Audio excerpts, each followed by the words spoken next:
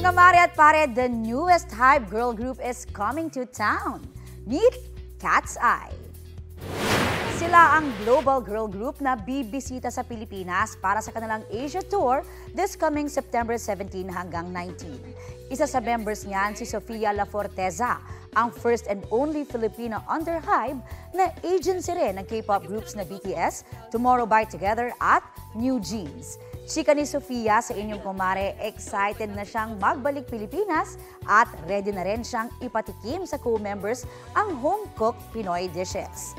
Noong June, official silang mag-debut at last month, nirelease ang kanilang first EP na Sis o Soft is Strong. Kapuso, para sa mga maiinit na balita, mag-subscribe sa GMA Integrated News sa YouTube. Sa mga kapuso naman abroad, subaybayan nyo kami sa GMA Pinoy TV at sa www.gmanews.tv.